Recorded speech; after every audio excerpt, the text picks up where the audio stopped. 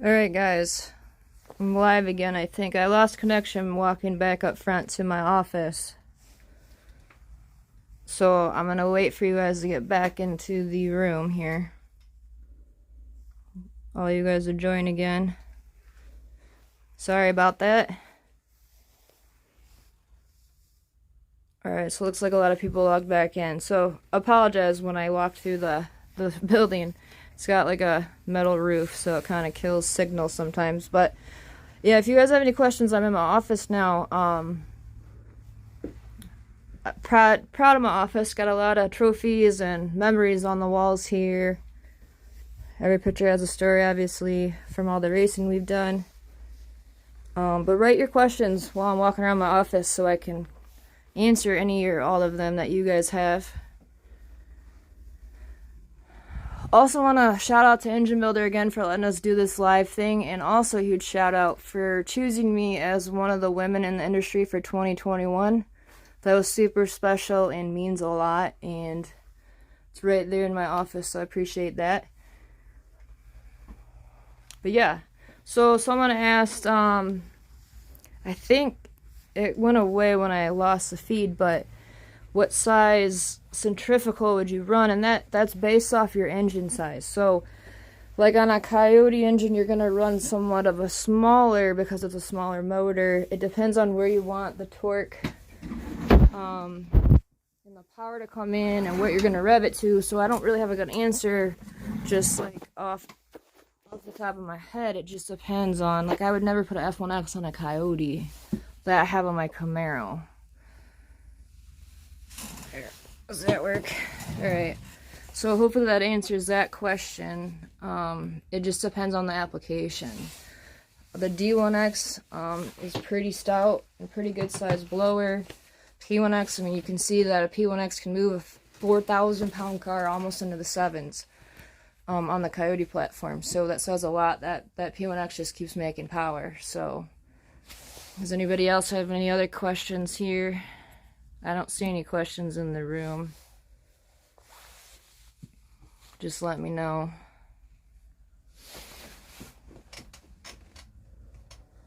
We get asked a lot I get asked a lot if I like my Camaro or my Mustang better.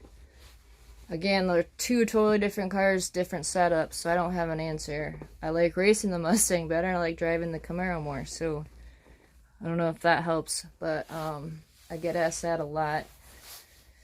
Tuning, we do late model EFI tuning, GM, Mopar, Ford, the new Coyotes, the newer GMs. We do the older stuff too. Like I said, we do a ton of Holley swaps. We get so many Holley ECU, like Dominator HPs, and then we put them in the older cars, like pre-1985, and kind of modernize them, convert them to EFI, stuff like that.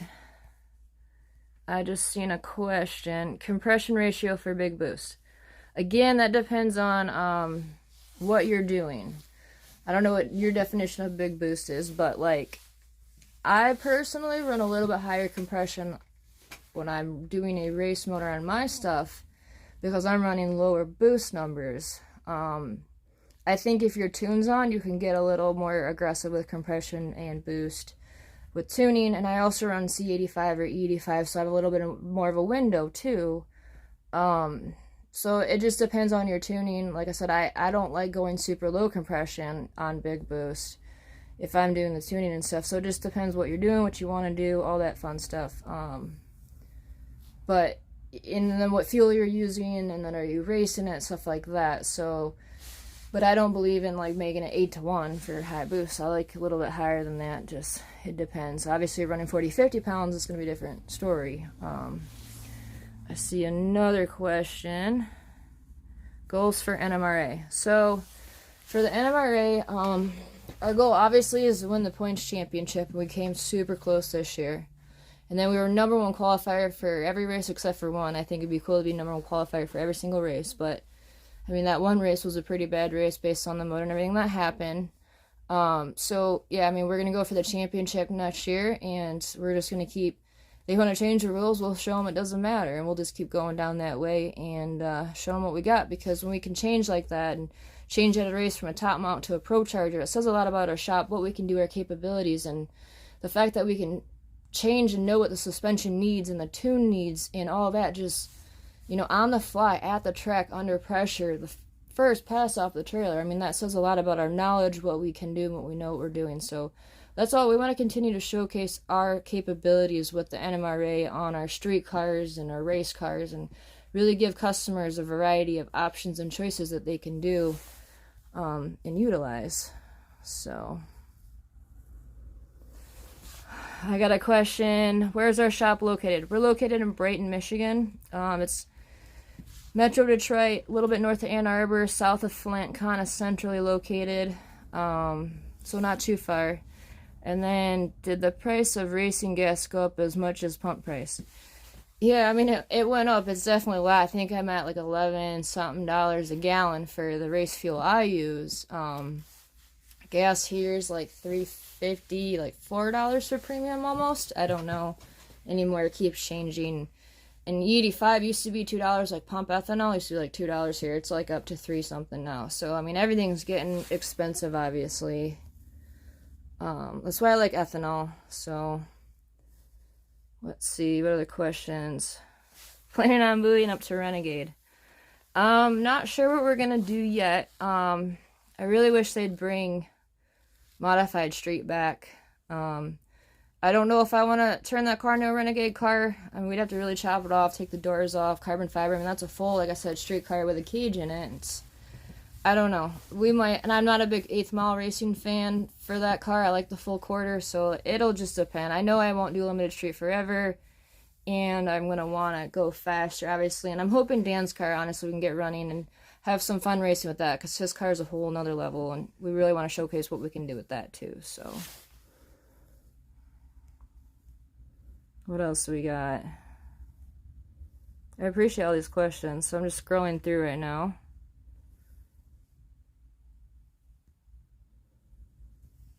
Let's see.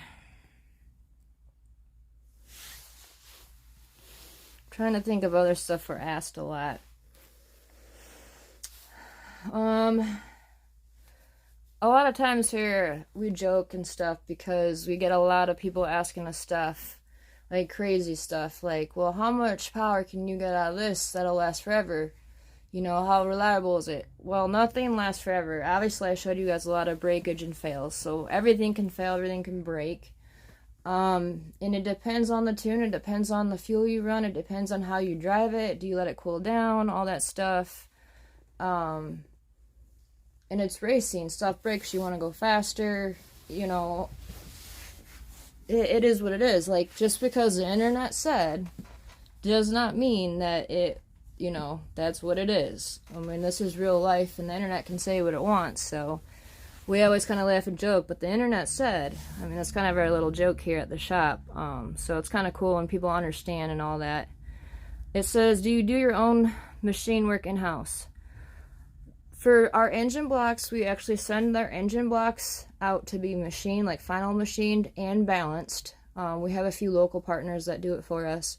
For us to do it in shop, we don't really do enough to make it worth it, and the guys that we use do it pretty quick, pretty well priced, and really, really well. Have had good success. So we don't do that in shop. That's the only thing we don't do in shop is block machining and balancing. Everything else we do the full builds in shop. You know, everything else once it's done for machining. How do you sleep at night when there's so much possibilities because of the knowledge? I don't really sleep at night. Honestly, I appreciate that. I think that's a compliment maybe, but we are here late most of the time. A, getting customer cars done. B, trying to get other cars done for races. Our cars done for races. Customer cars come first, so we're always working on our cars last. So that's kind of, I live and breathe and sleep and eat this stuff, so that's all I do. So I do sleep every now and then, but racing's definitely time consuming. What's your favorite part of racing? So my favorite part of racing has to be when you're all worked up, you're stressed out, you killed yourself for nights, constantly over and over again, spending money on everything, parts. And you like question why you do this a lot. Like, why am I doing this? Why do I do this to myself? Why am I stressing myself out? But when you let go of that trans brake button and your 4,000-pound car goes on the bumper and drives down the track, that's the best part. Letting go of that and that 60 foot and how that feels. There's like no better feeling in the world. It makes every single like hardship and heartbreak kind of worth everything else. So that's my favorite part. And hanging out with all my race family and friends, and you know, it's really part of the ups and downs, and you help each other out and reach out and all that kind of stuff. So what's the biggest myth you read on the internet? Oh boy. I could go on for days about that. I'm really not a fan when the internet says you can do ED5s, like flex kits on cars that were never made for ED5, don't have enough injector, and you can't plug and play. It's not plug and play. I'm not going to get specific into the brand and stuff. I don't want to go down that road, but I get a ton of people like, well, I just plugged this in and it works. Okay, well, you're already out of injector. You have no injector for the cam and headers you have, so you need to swap the injector. The internet said you could do it, doesn't mean you can do it. You're going to run out of injector, you're going to run lean, you're going to blow it up. So, I mean, the biggest thing is people think everything's plug and play, even from like 1990s and up, whatever. You just put E85 in, and that's not true. So that's probably the biggest thing I get. But once you explain it to a customer, I think you can kind of get out of that. And so here's another one. How often do customers come in and request specific brands? So we get that a lot on everything. So, I mean, when it comes to engine building, we have a set of brands that we're really married to, and we know what works. We've used it. It's reliable. It lives.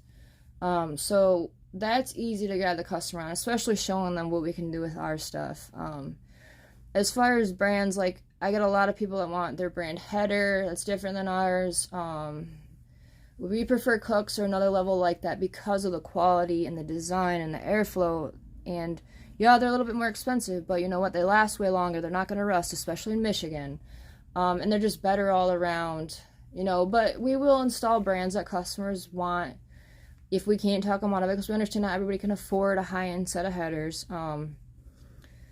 You know, we get people that want different brand blowers, which again, we won't sell those brand blowers specifically. Well, we will install and tune them. Obviously, I showed you some cars in the parking lot that you obviously can say I don't push those blower brands, but we will tune for them and work on them to a point. When a customer wants a new blower, we will obviously guide them down the path of the ones that we use, because like I said, we put those through like heavy duty testing. They're reliable. They live on, you know, race cars and street cars. So like we have that experience, we know, and then it's just like a quality thing. So most of the time when you have like a legitimate one-on-one conversation with people, it's easy to talk to them, explain the brands and why. And then if they're set on them, we're not, you know, to a point we're not going to say no. We do say no sometimes, especially if it's a bad and it's going to be a problem. But it happens a lot where they're set because they read something online, they want this brand, and then you can either explain to them why or why not, and it goes from there. So, I mean, that's part of the job. It's kind of the annoying part of the job, but it happens a lot. So, I'm scrolling through this stuff still. Here, so here's a question. 5th Gen Z01, 2650 or bottom mount turbos for a street car? Well, if you're going to ask me, I would say 2650 all day long, because those cars are really fun with that top mount, the Eaton 2650 especially. I'm assuming you're talking about Magnuson. They make a really cool kit for that car, and they make a lot of power on that car, so make sure that motor's built. But the turbo stuff on those cars, I'm not a fan. It's already made for a top mount. Why put a turbo in it, first of all? And it's one of those, yeah, we can fab one, but it's a lot of money, and I believe that you'll get more power out of the top mount, really, unless you're gonna really like tear up that car. I mean, that's just my opinion. So I know there's a lot of companies that bolt in turbos for that car and stuff, but I'm more of a top mount, especially on a Z01. I mean, you've seen what we can do. We can do bottom mounts, we can do side mounts, top mount. Don't matter with the turbos. It's just tuning for them and stuff like that. When you're on those stock ECMs, you really gotta watch it. So that's just my opinion. I'd stick with a top mount on a 5th Gen Z01. So hopefully that answers your question. Are the Hellcats and Trackhawks worth it compared to bolting on a Pro Charger? I mean, I guess I want to know what context, like compared to what just buying like a Scat Pack and bolting on a Pro Charger. I like Hellcats and Trackhawks because they're out of the box power. And my biggest thing, you guys are gonna laugh, but they sound awesome. Those blowers sound sick. Like, if I owned one of those, I don't, but if I did, I would just sit there and whack the throttle to hear that whine all the time. So, I mean, like I said, we obviously do Scat Packs with Pro Chargers all the time, and you can make the power with that, and you can make the same power with a Scat Pack and a Pro Charger. But you gotta understand, too, is, you know, the transmission in the Scat Pack is not as strong as a transmission in a Hellcat. So you're gonna go down that road of no return where you're gonna have to start fixing this and fixing that and all that, too. So, I mean, you just gotta look at your ultimate goals and stuff. Do you want a trans and a motor and a blower already on the car? Do you want to go down that road? It just depends on what you're looking to do, but all right, still scrolling. Her aftermarket throttle body is worth the hype. Thanks, Robert. You're gonna get me going on this one, aren't you? God, I love this question. I hate this question, and he's doing this on purpose. So, on certain cars, I'm fine with aftermarket throttle bodies. However, on some cars, I am not. Some cars do not need a 102 throttle body, especially when they're not on boost and they're in an old car and you have every other point that's a choke and not the throttle body. When the throttle body becomes a choke, then you need to upgrade it. Until then, you don't need to upgrade that throttle body. Also, you got to make sure your car has the electronics to control that throttle body and the other supporting mods that go with it. Otherwise, you're going to have a completely undrivable car that drives like crap and bucks and trucks. And I can do what I can do, tuning around that stuff to a point, but there's a point where A, it's not worth it, and B, you can't tune around it. So you got to deal with it. And I get so many people that want a throttle body for no reason. They think it's more responsive. When you put a bigger blade on it, it's actually not more responsive. It's the reverse. And then I get cars where they have aftermarket throttle bodies and then the pedal commanders on top of it. So it's just a giant disaster and has like an instant watt pedal. So we have to take those off most of the time when we're going to tune for those. So yeah, don't get me started on that though. But we tuned for them. I've done them. And yeah, so quickest quarter-mile pass you've ever made. Me personally, I've gone 800 at 175 miles an hour. Look, no, 172. 172 at 800. That was last year in Maryland with a 2650. I was out of fuel system and I was out of rear gear, so it was really kind of like one of those things where we could have got more. We lifted a head gasket, we couldn't get more out of it. This year, though, we'll go to Mod Nationals. We're going to go 7s. I don't know how deep in the 7s we're going to go with the car, but we're definitely going to go 7s. That's a goal. With whatever blower we put on the car, I know we'll go 7s. It'll be a small blower, though, because I want to go 7s with a small blower. We can put one of those big blowers on it. Big Pro Charger, big top mount, don't matter. Going 7s I know we can do, but I want to show everyone what we can do with a small blower, again, so... But the fastest I went is 800 at 172 with that car, and it was like 8000. So it was like almost a 799, but it wasn't. It was one of those things where it bugs me. But I'll get that 7 hopefully this coming month at Mod Nationals. Scrolling through questions. All right. Let's see. I don't see many more questions, so if you guys have any more questions, let me know. I'm looking on my other thing here. Let me know, or I'm going to get logged off here soon, because I've been on here for an hour and 20 minutes almost, and I was supposed to keep it at an hour. So hopefully I answered all your questions. You guys got to see the shop. Sorry for the connection loss when I was walking over here. If you guys have any more questions, you want to know more about the shop or what we do, or follow us on Vector Motorsports. We have Instagram, YouTube, Facebook with that. Our shop, Vector Motorsports. We're posting cars on the dyno. We've been getting a lot of requests to go live and walk around the shop like this on our own page, which we might start doing more of. So follow us on that. If you want to follow my racing with my car for NMRA, The Instagram for that is @morethrottle. It's MOORE and then throttle. So that's all about our car, the shop car, racing that, especially NMRA. We'll post stuff from our nationals on that. We also post some of that stuff on Vector, but I kind of like to keep the racing a little separate because some people don't want to look at that all the time. So, but yeah, I got one more question I was answering. That is E85 worth it on NA builds? It depends on the build. On the new direct injected stuff, E85, we've seen gains anywhere from 10 to 25 horsepower to the wheels when it's a high compression DI NA build. So I'd say yes on certain cars. On the older cars, I know I did a Z06, like a C6 427 with a cam and stuff, and I think I gained 5 to 10 horsepower on ethanol on that car, so not a huge gain for the money. So on the older cars, no, but the new NA builds, DI cars, yes. And then again, I'm huge E85 person on boost. Any kind of boost, turbo, even nitrous. That S10 that I showed you in the parking lot, that's a E85 nitrous truck. So I like E85 on any kind of boost, nitrous, power adder as well. But it is worth it on some of the NA builds. Thank you. I appreciate all your comments. I see a few more comments. What swaps have you done to the first gen SRT8 Jeep? So we've done a few swaps. We've done a 6.4 swap and it had a Magnuson on top of it. We've done Hellcat swap into those Jeeps.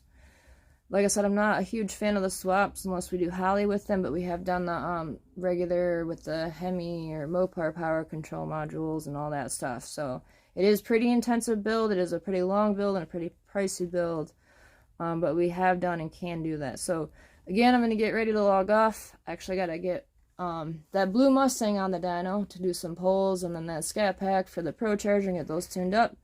So again, follow us at Vector Motorsports on our Facebook, Instagram. Our website is vectormotorsports.com. We post a lot of articles, videos, stuff like that on there. If you want to contact us, our phone number's on there, our email's on there, and then, like I said, if you want to follow my NMRA and stuff like that, that's @morethrottle. Huge shout out to Engine Builder. Thank you for inviting me to do this. Hopefully I did okay. Like I said, I was super nervous. And again, thank you for the nomination and the top 2021 Engine Builder females of the year thing. So that means a ton. Thanks again. Check out Engine Builder, Vector Motorsports. And we'll see you soon. Thanks.